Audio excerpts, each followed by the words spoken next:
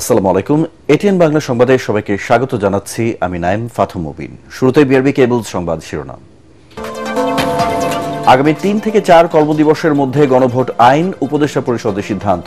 শেখ হাসিনাকে ফেরাতে ভারত সরকারকে চিঠি দেয়া হবে আইন উপদেষ্টা। সংবিধানে পুনর্বহাল হল তত্ত্বাবধায়ক সরকার ব্যবস্থা। আপিল বিভাগের ঐতিহাসিক রায়, চতুর্দশ সংসদ নির্বাচনে কার্যকর।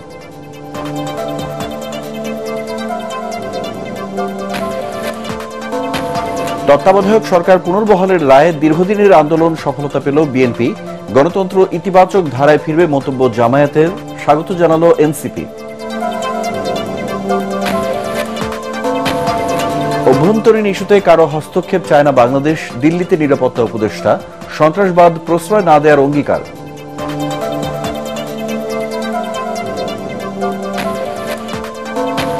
নির্বাচনের আগে আমন সংগ্রহ কর্মসূচি শেষ করতে চায় সরকার। কেনা হবে ৩৪ টাকা কেজি দরে ধান ও ৫০ টাকা দরে চাল।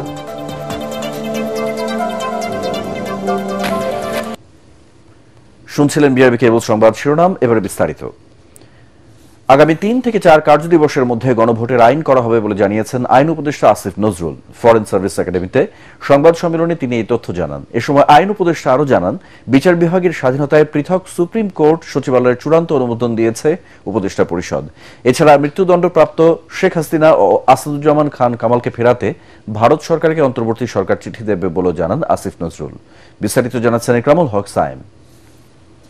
প্রধান উপদেষ্টা ডক্টর মোহাম্মদ ইউনূসের সভাপতিত্বে তেজগাঁওয়ে তার কার্যালয়ে অনুষ্ঠিত হয় উপদেষ্টা পরিষদের বৈঠক। বৈঠকে উপদেষ্টা পরিষদের সদস্য ও সরকারের ঊর্ধ্বতন কর্মকর্তারা উপস্থিত ছিলেন। পরে উপদেষ্টা পরিষদের সিদ্ধান্তগুলো জানাতে ফরেন সার্ভিস একাডেমিতে সংবাদ সম্মেলন করেন আইন উপদেষ্টা আসিফ নজরুল। জানান, বিচার বিভাগের স্বাধীনতায় পৃথক সুপ্রিম কোর্ট সচিবালয়ের চূড়ান্ত অনুমোদন দিয়েছে উপদেষ্টা পরিষদ। এতে করে নিম্ন আদালতের উপর আইন মন্ত্রণালয়ের প্রভাব বা নিয়ন্ত্রণ থাকবে না। নিম্ন আদালত পরিচালিত হবে উচ্চ আদালতের সচিবালয়ের মাধ্যমে। তবে এটি কার্যকর হতে সময় লাগবে কয়েক মাস। প্রশাসনিক দায়িত্ব নিম্ন আদালতের যে বিচারকরা পালন করবেন, উনাদের কাজের শৃঙ্খলা, ছুটির বিষয়াদি, কন্ট্রোল, এটা কিন্তু আইন মন্ত্রণালয়ের হাতেই থাকবে। শুধুমাত্র নিম্ন আদালতের বিচারক যারা আছেন তাদের কন্ট্রোল, নিয়ন্ত্রণ, তত্ত্বাবধান, শৃঙ্খলা, ছুটিজনিত বিষয়াদি উচ্চ আদালতের হাতে চলে যাবে। উচ্চ আদালত তার সচিবালয়ের মাধ্যমে এই ক্ষমতা প্রয়োগ করবে। বিগত ফ্যাসিস্ট সরকার আমলে প্রচণ্ডভাবে আমরা দেখেছি নিম্ন আদালতে যারা বিচারক থাকতেন তাদেরকে আইন মন্ত্রণালয় কন্ট্রোল করত। এ সময় প্রশ্নের জবাবে আসিফ নজরুল জানান, খুব দ্রুত গণভোট আইন করবে সরকার। গণভোট আইন আমরা খুব দ্রুত করতে যাচ্ছি, এই উইকে করে ফেলবো। ধরেন আজকে কি বার? বৃহস্পতিবার। তো ধরেন আগামী ৩-৪ কার্যদিবসের মধ্যে হয়ে যাবে। তিনি আরও জানান, জুলাই অভ্যুত্থানে হত্যাকাণ্ডের দায়ে মৃত্যুদণ্ডপ্রাপ্ত শেখ হাসিনা ও আসাদুজ্জামান খান কামালকে ফেরাতে অন্তর্বর্তী সরকার সর্বোচ্চ চেষ্টা চালাচ্ছে। আওয়ামী লীগ নেত্রী শেখ হাসিনা এবং সাবেক স্বরাষ্ট্রমন্ত্রী আসাদুজ্জামান কামাল, ওনাদের এক্সট্রাডিশনের জন্য আমরা চিঠি দিচ্ছি এবং এর পাশাপাশি ওনাদের প্রত্যর্পণ করার জন্য, যেহেতু ওনারা এখন কনভিক্টেড, মৃত্যুদণ্ডপ্রাপ্ত, কাজেই আমরা মনে করি ভারতের এখন বাড়তি দায়িত্ব রয়েছে তাদের ফেরত দেওয়ার জন্য। বাংলাদেশের মানুষের বিচারের আকাঙ্ক্ষা সেটা পূরণ করার জন্য এই দায়িত্ব পালনে ভারত যেন আমাদের সাথে এক্সট্রাডিশন চুক্তি অনুযায়ী তার অব্লিগেশন পালন করে, সেই জন্য সেটা স্মরণ করিয়ে দিয়ে ভারতকে আমরা চিঠি দিচ্ছি। একই সাথে সাথে এই কনভিক্টেড ব্যক্তিদের দেশে ফেরানোর জন্য আন্তর্জাতিক যে অপরাধ আদালত রয়েছে রোমে, সেখানে আমরা কোনো রকম অ্যাপ্রোচ করতে পারি নাকি সেটা বিচার বিবেচনা করার জন্য আমরা অচিরেই বসে সিদ্ধান্ত নিব। এ সময় তত্ত্বাবধায়ক সরকারের রায় নিয়ে সন্তোষ জানান আইন উপদেষ্টা। সাবেক প্রধান বিচারপতি খায়রুল হক সাহেব, উনি যেভাবে অত্যন্ত প্রশ্নবিদ্ধভাবে যে রায় দিয়েছিলেন তত্ত্বাবধায়ক সরকার অবৈধ, সেই রায়টা বাতিল হয়েছে। ইকরামুল হক সায়েম, এটিএন বাংলা, ঢাকা। সংবিধানের নির্দলীয় তত্ত্বাবধায়ক সরকার ব্যবস্থা ফিরিয়ে দিয়ে রায় দিয়েছে আপিল বিভাগ। তবে চতুর্দশ জাতীয় সংসদ নির্বাচনের সময় থেকে কার্যকর হবে এই ব্যবস্থা। প্রধান বিচারপতি ডক্টর সৈয়দ রিফাত আহমেদের নেতৃত্বাধীন ৭ বিচারপতির পূর্ণাঙ্গ বেঞ্চ রিভিউ থেকে আসা আপিল মঞ্জুর করে এই রায় দেন। সর্বোচ্চ আদালতের এই সিদ্ধান্তকে দেশের গণতান্ত্রিক অগ্রযাত্রায় মাইল ফলক বলে মন্তব্য করেছেন জ্যেষ্ঠ আইনজীবী ও সুশীল সমাজের প্রতিনিধিরা। হুমায়ুন চিশতির রিপোর্ট। ত্রয়োদশ সংশোধনীর মাধ্যমে 1996 সালে বিএনপি সরকারের আমলে সংবিধানে যুক্ত হয় নির্বাচনকালীন নির্দলীয় তত্ত্বাবধায়ক সরকার ব্যবস্থা। ওই ব্যবস্থার অধীনে পরবর্তী 3টি নির্বাচন গ্রহণযোগ্যতা পায় সবচেয়ে বেশি।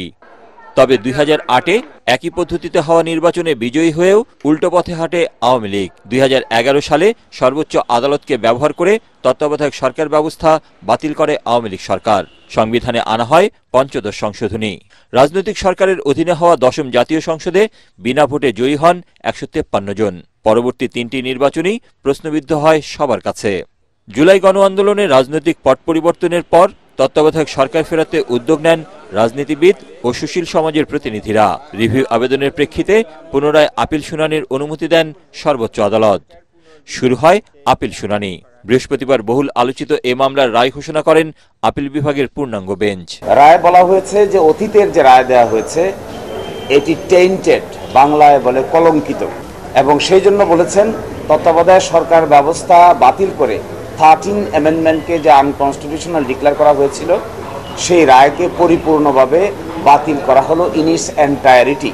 যেহেতু বিচারপতি খায়রুল হকের রায় বাতিল করা হলো, তার ফলে ত্রয়োদশ সংশোধনী যে তত্ত্বাবধায়ক সরকার ব্যবস্থা সেটা সংবিধানে ফিরে আসলো। এই জাজমেন্টটি এই দেশের জন্য একটা মাইন্ড ফলক। আজকের রায়ের মাধ্যমে এটা স্পষ্টত হয়ে গেল যে এই নির্বাচনের ক্ষেত্রে এই নির্দলীয় তত্ত্বাবধায়ক সরকার ব্যবস্থা যেটি আজকে থেকেই সংবিধানে ফিরে এলো, তার অধীনে নির্বাচনটি, আসন্ন নির্বাচনটি হবে না, নির্বাচনটি হবে পরবর্তী সময় থেকে।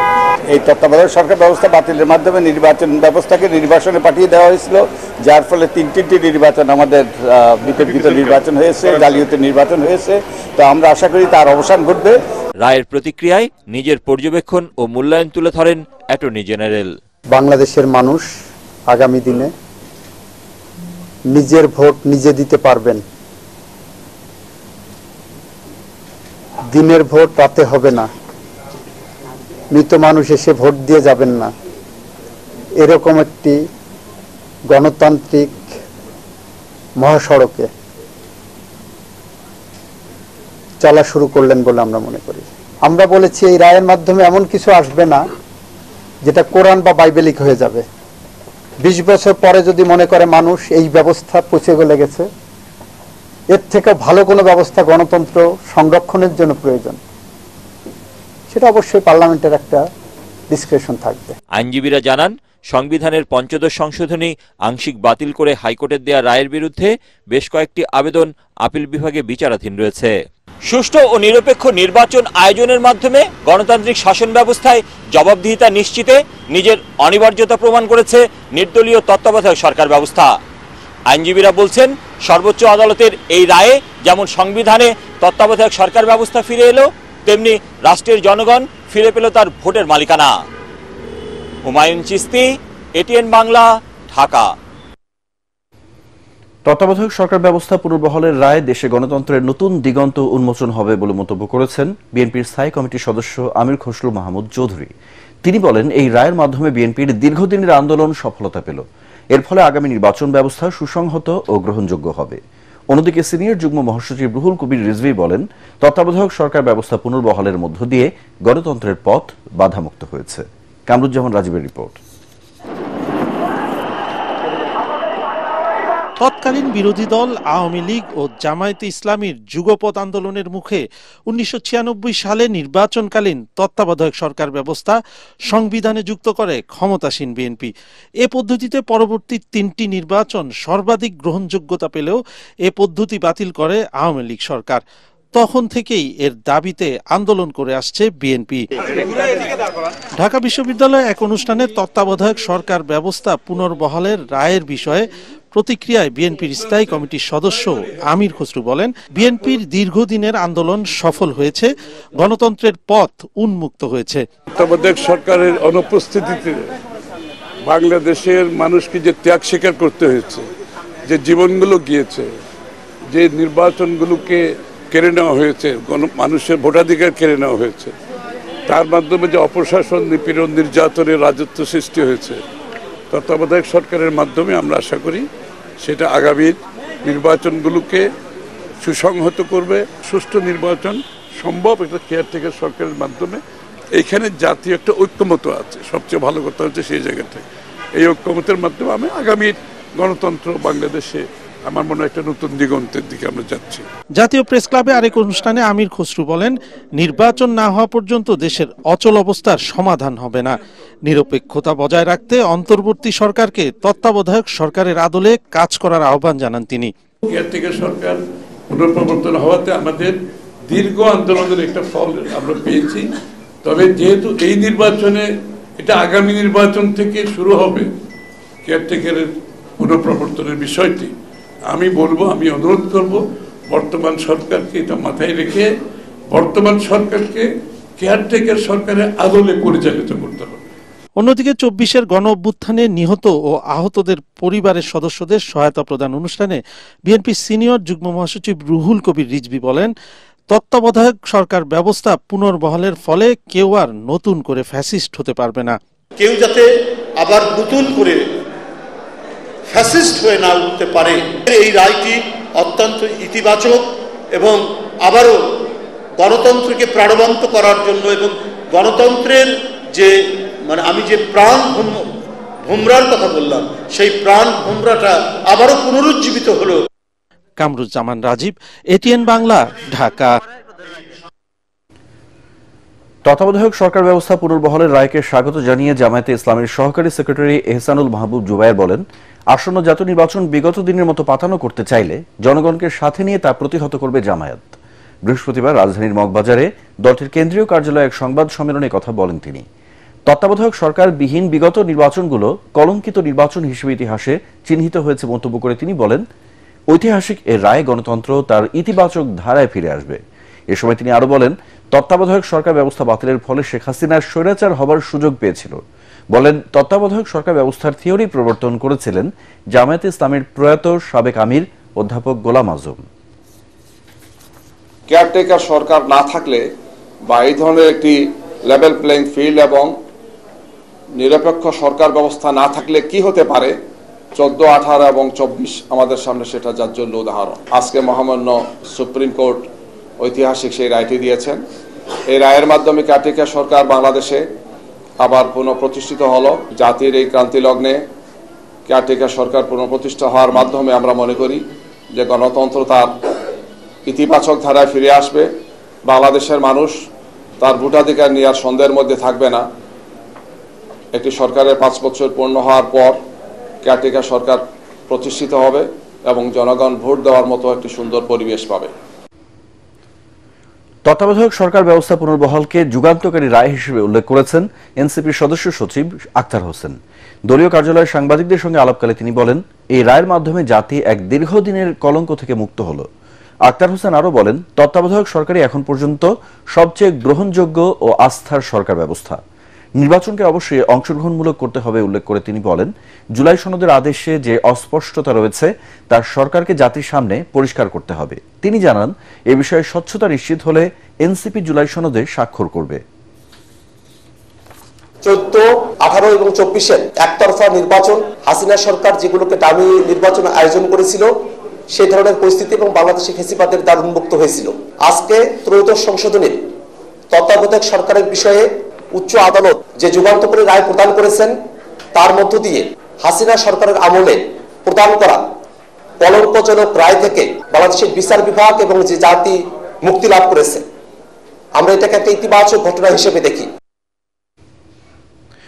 বন্ধুত্বে বিশ্বাস করলেও কোনো দেশের অভ্যন্তরীণ বিষয়ে বাংলাদেশ হস্তক্ষেপ সমর্থন করে না বলে দিল্লিতে কলম্বো সিকিউরিটি কনক্লেভে জানিয়েছেন জাতীয় নিরাপত্তা উপদেষ্টা ডক্টর খলিলুর রহমান। তিনি বলেন, উন্মুক্ত, শান্তিপূর্ণ, সুরক্ষিত এবং অন্তর্ভুক্তিমূলক ভারত মহাসাগরের মূল্যবোধ ও নীতিমালার প্রতিও ঢাকার পূর্ণ সমর্থন রয়েছে। যে কোনো পরিস্থিতিতে সব ধরনের সন্ত্রাসবাদের বিরুদ্ধে ডক্টর ইউনূস সরকারের জিরো টলারেন্সের নীতির কথাও সম্মেলনে স্পষ্ট করেন ডক্টর খলিল। এর আগে বুধবার জাতীয় নিরাপত্তা উপদেষ্টা ভারতের জাতীয় নিরাপত্তা উপদেষ্টা অজিত দোভালের সঙ্গে সাক্ষাৎ করেন। এ সময় দোভালকে সুবিধাজনক সময়ে বাংলাদেশ সফরের আমন্ত্রণ জানান ডক্টর খলিল। প্রধান উপদেষ্টার আমন্ত্রণে 3 দিনের রাষ্ট্রীয় সফরে আগামী শনিবার ঢাকায় আসছেন ভুটানের প্রধানমন্ত্রী শেরিং টোবগে। এ বিষয়ে বিকেলে পররাষ্ট্র মন্ত্রণালয়ের সংবাদ সম্মেলনে পররাষ্ট্র সচিব আসাদ আলম সিয়াম বলেন, দ্বিপক্ষীয় বৈঠকে বাণিজ্য, বিনিয়োগ, যোগাযোগ, শিক্ষা, পর্যটন, সাংস্কৃতিক ও ক্রীড়া সহ বিভিন্ন ক্ষেত্রে সহযোগিতার বিষয়ে আলোচনা হবে। ভুটানের প্রধানমন্ত্রী ঢাকা সফরকালে দুই দেশের মধ্যে 3টি চুক্তি ও সমঝোতা স্মারক সই হতে পারে বলেও জানান পররাষ্ট্র সচিব। সফরে রাষ্ট্রপতি, প্রধান উপদেষ্টা সহ কয়েকজন উপদেষ্টার সাথেও ভুটানের প্রধানমন্ত্রীর সাক্ষাতের কথা রয়েছে বলেও জানান তিনি। আমাদের তরফ থেকে ভুটানকে নিশ্চয়ই প্রস্তাব দেওয়া হবে যে অর্থনৈতিক জোন যারা সুচারুরূপে এবং ব্যবহার করেন তাদের শিল্পায়নের জন্য, এবং সেক্ষেত্রে যদি তারা ব্যবহার করতে চান আমাদের তরফ থেকে কোনো আপত্তি থাকার কথা নয়। আমরা ভুটানকে প্রকৌশল এবং চিকিৎসা শিক্ষায় এবং খেলাধুলার ক্ষেত্রে কিছু বৃদ্ধি প্রস্তাব দেব। রাজধানীর আশুলিয়ায় 6 জনকে হত্যার পর লাশ পুড়িয়ে ফেলার মামলায় রাজসাক্ষী এএসআই শেখ আফজালুল হকের জেরা শেষ হয়েছে। আন্তর্জাতিক অপরাধ ট্রাইব্যুনাল 2-এ তার জেরা শেষ করেন প্রসিকিউশন ও আসামি পক্ষ। জেরাকে কেন্দ্র করে ট্রাইব্যুনালে দুই পক্ষের ব্যাপক হট্টগোল হয়। পরে আদালত মামলার পরবর্তী শুনানির দিন আগামী 26 নভেম্বর নির্ধারণ করেন। এর আগে বুধবার 6 মরদেহ পোড়ানো সহ 7 জনকে হত্যার দায়ে মানবতা বিরোধী অপরাধের মামলার সাবেক এমপি সাইফুল ইসলাম সহ 16 আসামির বিরুদ্ধে সাক্ষ্য দেন রাজসাক্ষী আফজালুল। ট্রাইব্যুনাল 2-এর বিচারক অবসরপ্রাপ্ত জেলা ও দায়রা জজ মঞ্জুরুল বাসিদের নেতৃত্বাধীন 2 সদস্যের বিচারিক প্যানেলে তার জবানবন্দি রেকর্ড করেন। ফেব্রুয়ারিতে নির্বাচনের আগে আমন, ধান, চাল সংগ্রহ কর্মসূচি শেষ করতে চায় সরকার। সে লক্ষ্যে কেনা শুরু হয়েছে বলে জানালেন খাদ্য উপদেষ্টা আলী ইমাম মজুমদার। এবার 34 টাকা কেজি দরে ধান ও 50 টাকা কেজি দরে চাল কিনছে সরকার।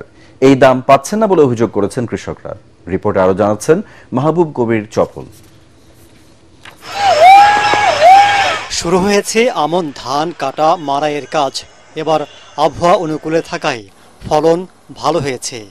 আমন উৎপাদনের লক্ষ্যমাত্রা ধরা হয়েছে প্রায় 2 কোটি টন।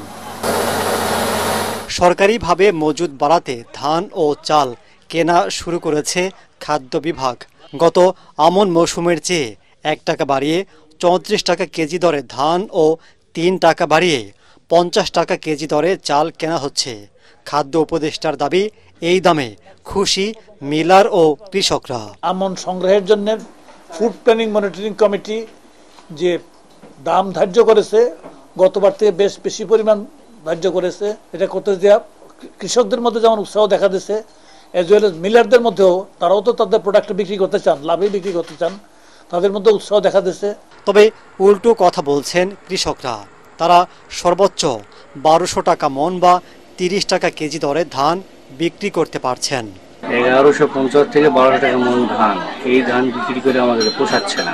সরকার যেটা ন্যায্য মূল্য দিয়েছে 34 টাকা কেজি, এটা সাধারণ কৃষক পাচ্ছে না। এটা যদি সরকার সরাসরি কৃষকের কাছ থেকে সংগ্রহের জন্য ব্যবস্থা করত এবং সহজীকরণ করত, তাতে করে কৃষক উপকৃত হতো। ধান চাল সংগ্রহ অভিযান ফেব্রুয়ারি পর্যন্ত সময় থাকলেও নির্বাচনের আগেই শেষ করবার নির্দেশ দিয়েছেন খাদ্য উপদেষ্টা। জানান, কিছু ঘাটতি থাকায় চাল আমদানি করা হচ্ছে। সর্বশেষ মেয়াদ আছে ফেব্রুয়ারি। তো আপনারা জানেন, ফেব্রুয়ারি যেহেতু জাতীয় নির্বাচনের জন্য নির্ধারিত, খাদ্য ডিপার্টমেন্টের লোকেরাও কিন্তু ইলেকশনের কাজের সাথে জড়িত থাকবে। কেউ প্রিসাইডিং অফিসার হবে, কেউ পোলিং অফিসার হবে, বিভিন্ন রকম জড়িত হবে। সুতরাং এর আগে প্রায় সবটা সংগ্রহ করে ফেলার জন্য ইনশাল্লাহ আমরা চেষ্টা করব। আমাদের গরু ছাগল চাল খাচ্ছে, হাঁস মুরগি চাল খাচ্ছে, তা মাছ চাল খাচ্ছে, ওইটা আমাদের হিসাবে ধরা নেই। সুতরাং এইগুলি হিসাব করে আমাদের কিছু পরিমাণ থাকে, কিছু পরিমাণ ঘাটতি থেকে, তার জন্য আমাদের কিছু পরিমাণ আমদানিও করতে হয়। এগুলির মাধ্যমে কিন্তু বাজার, চালের বাজার দীর্ঘদিন পর্যন্ত স্থিতিশীল আছে এবং ইনশাল্লাহ থাকবে। খাদ্য বান্ধব কর্মসূচি এবার 1 মাস বাড়িয়ে 6 মাস করা হয়েছে বলেও জানান তিনি। বেনিফিশিয়ারি পরিমাণ করতে 50 লাখ থেকে 55 লাখে উন্নীত করেছে। মাহবুব কবির চপল, এটিএন বাংলা, ঢাকা। বিএনপির ভারপ্রাপ্ত চেয়ারম্যান তারেক রহমানের 61তম জন্মদিন আজ। শহীদ রাষ্ট্রপতি জিয়াউর রহমান এবং সাবেক প্রধানমন্ত্রী ও বিএনপি চেয়ারপারসন বেগম খালেদা জিয়ার জ্যেষ্ঠ সন্তান তারেক রহমান 1965 সালের 20 নভেম্বর জন্মগ্রহণ করেন। জন্মদিনের নেতাকর্মী ও সমর্থকদের শুভেচ্ছা ও প্রত্যাশার বার্তা ছড়িয়ে পড়লেও পরিস্থিতি বিবেচনায় দলীয়ভাবে কোনো অনুষ্ঠান না করার নির্দেশনা দেওয়া হয়েছে। তারেক রহমান মাত্র 22 বছর বয়সে গাবতলী থানা বিএনপির সদস্য হয়ে স্থানীয় রাজনীতিতে সক্রিয় হন। 2002 সালে তিনি দলের জ্যেষ্ঠ যুগ্ম মহাসচিব হিসেবে দায়িত্ব পান। 2016 সালের ষষ্ঠ সম্মেলনে দলের সিনিয়র ভাইস চেয়ারম্যান নির্বাচিত হন। খালেদা জিয়া কারাবন্দী হওয়ার পর থেকে যুক্তরাজ্য থেকে দলের ভারপ্রাপ্ত চেয়ারম্যান হিসেবে দায়িত্ব পালন করছেন তারেক রহমান। আওয়ামী লীগ ভোট ডাকাতি করে অবৈধভাবে ক্ষমতা পাকাপোক্ত করার জন্য তত্ত্বাবধায়ক সরকার বিল বাতিল করেছিল বলে মন্তব্য করেছেন বিএনপির কেন্দ্রীয় নেতা ও নাটোর 2 আসনের দলের মনোনীত প্রার্থী অ্যাডভোকেট এম রুহুল কুদ্দুস তালুকদার দুলু। সংবিধানের নির্দলীয় তত্ত্বাবধায়ক সরকার ব্যবস্থা ফিরিয়ে দেয়া আপিল বিভাগের রায় শুধু বিএনপি নয়, বাংলাদেশের মানুষের বিজয় হয়েছে বলে মনে করেন তিনি। দুপুরে নাটোর জেলা বিএনপি কার্যালয়ে বিভিন্ন দপ্তরের অবসরপ্রাপ্ত শ্রমিক, কর্মচারী ও কর্মকর্তাদের সাথে নির্বাচনী মতবিনিময়ের সভায় সব কথা বলেন রুহুল কুদ্দুস তালুকদার দুলু।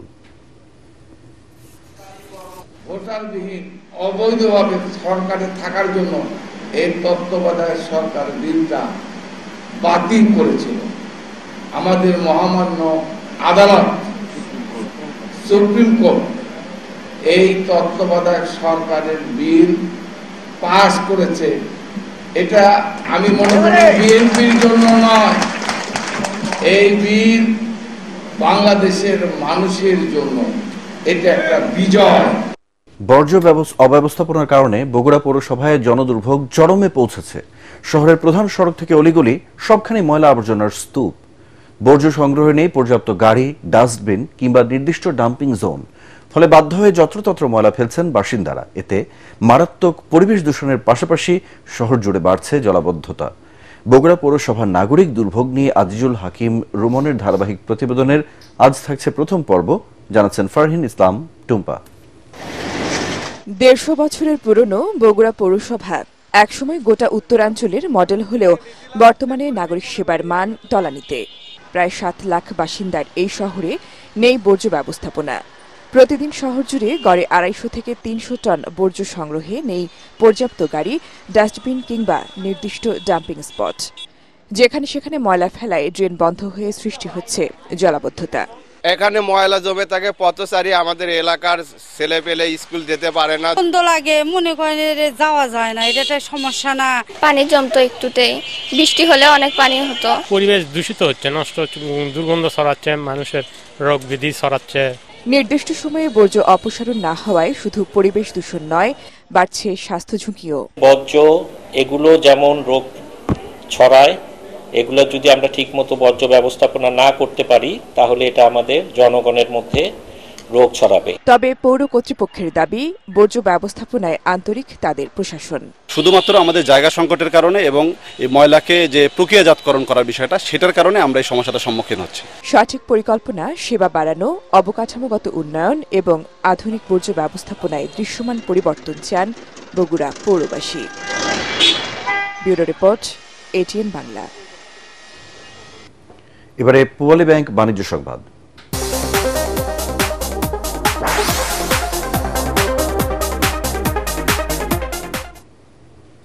বিশ্ব পাইলস দিবস উপলক্ষে আলোচনা সভা ও ফ্রি মেডিকেল ক্যাম্পের আয়োজন করেছে ডাক্তার ফজলুল হক কলোরেক্টাল হসপিটাল। এতে প্রধান অতিথি ছিলেন প্রতিষ্ঠাতা চেয়ারম্যান, উপমহাদেশের প্রখ্যাত কলোরেক্টাল সার্জন অধ্যাপক ডাক্তার একেএম ফজলুল হক। ফ্রি মেডিকেল ক্যাম্পে 53 জন রোগীকে বিনামূল্যে চিকিৎসা সেবা দেওয়া সহ সব ধরনের টেস্টে 35% মূল্য ছাড় দেওয়া হয়।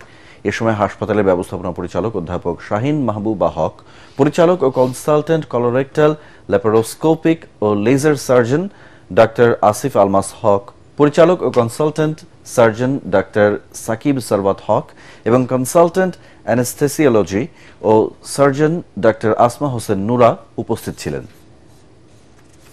শুরুতেই খেলার খবর।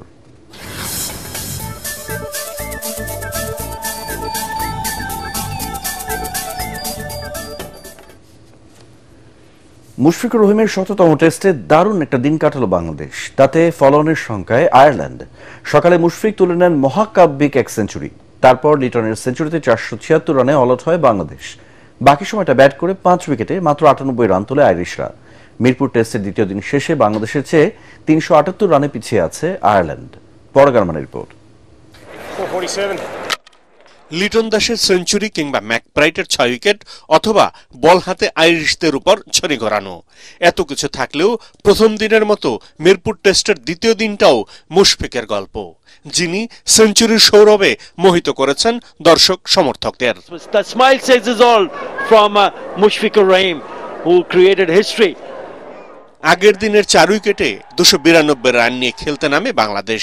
১৭তম টেস্টে মুশফিকের সেঞ্চুরি যেন হয়, সবার চাওয়া ছিল একটাই। প্রথম ওভার সতর্ক থাকলেও সেঞ্চুরি তুলে নিয়ে ইতিহাস গড়েন মুশফিকুর রহিম। বিশ্বের 11তম ক্রিকেটার হিসেবে এই কীর্তি ছুঁলেন তিনি।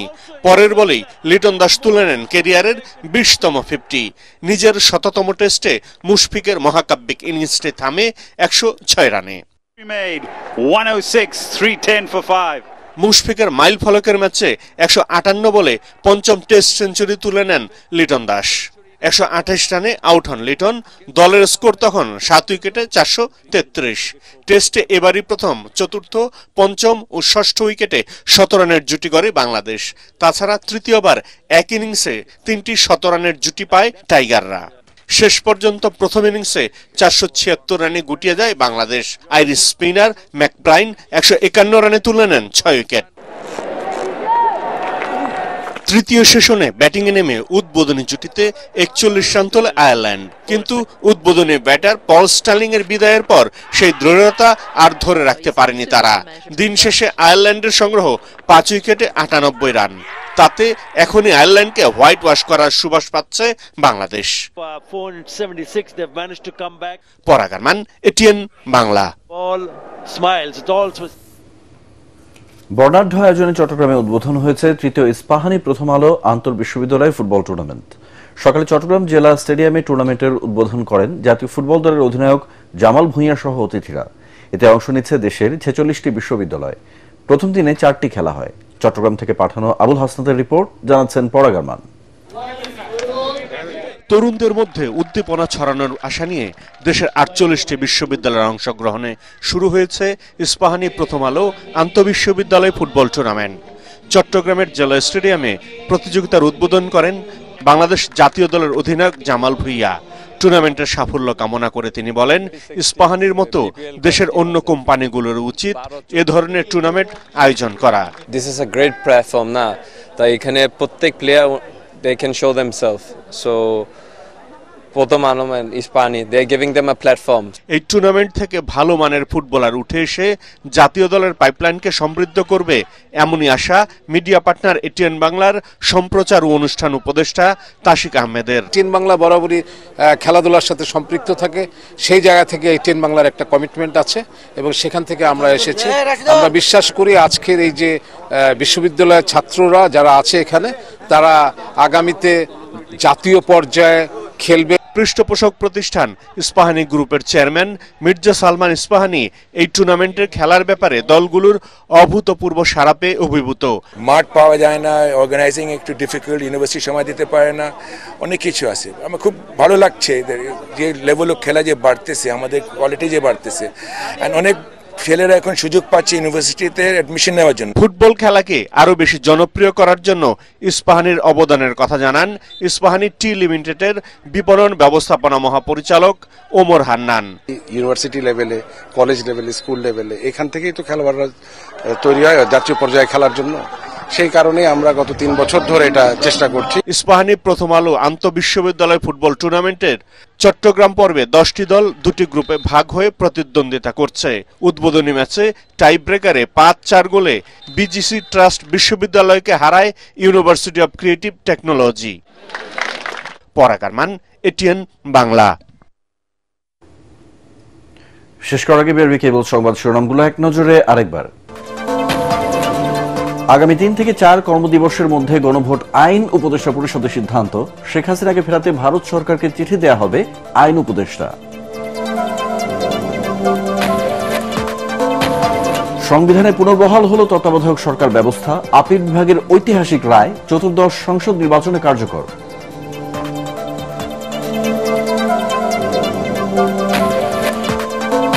তত্ত্বাবধায়ক সরকার পুনর্বহালের রায় দীর্ঘদিনের আন্দোলন সফলতা পেল বিএনপি। গণতন্ত্র ইতিবাচক ধারায় ফিরবে মন্তব্য জামায়াতের, স্বাগত জানালো এনসিপি। অভ্যন্তরীণ ইস্যুতে কারো হস্তক্ষেপ চায় না বাংলাদেশ। দিল্লিতে নিরাপত্তা উপদেষ্টা। সন্ত্রাসবাদ প্রশ্রয় না দেওয়ার অঙ্গীকার।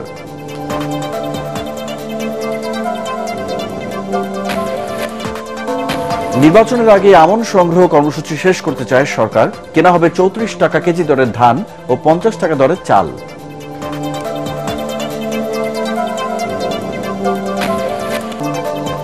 পরবর্তী সংবাদ দেখার আমন্ত্রণ জানিয়ে এখনকার মতো শেষ করছি। এটিএন বাংলার সংবাদ ইউটিউবে দেখতে ব্রাউজ করুন youtube/ATN Bangla News।